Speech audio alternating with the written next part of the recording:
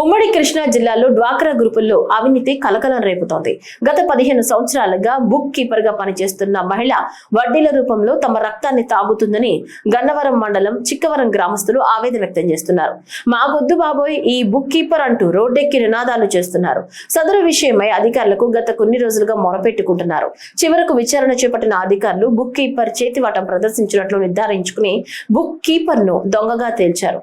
Book keeper పై చర్యలు చేపట్టి తమ ఆర్థిక స్థితిగతులను కాపాడాలని రాజకీయ నాయకులకు, ఉన్నతాధికారులకు చిక్కవరం గ్రామస్తులు చేతులు జోడించి వేడుకుంటున్నారు.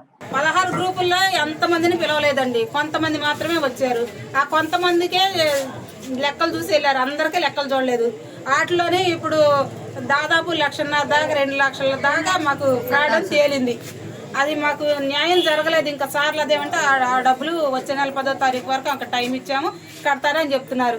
మాకైతే న్యాయం జరగాలి సార్. ఇది ఉన్నత అధికారులకు వెళ్ళి ఈ సమాచారం మాకు న్యాయం జరిపించమని అడుగుతున్నాం. 20 సంవత్సరాల మట్టి ఆమె రన్ అవుతుంది బుక్ కీపర్ గా. తీసేయమంటే ఆ సార్లు ఒప్పుకోవట్లేదు.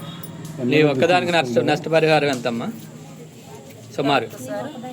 శ్రీనిధి తీసుకున్నప్పుడు 7,500 సభ్యత్వం కట్టాను సార్. అది ఒక్కసారే 10 మందికి కలిపి ఒక్కసారే కట్టాలంట.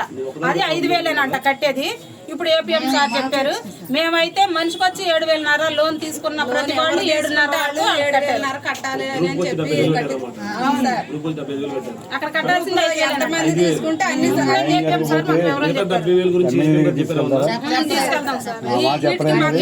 మాకు ఇది చూసి మాకు న్యాయం జరగాలని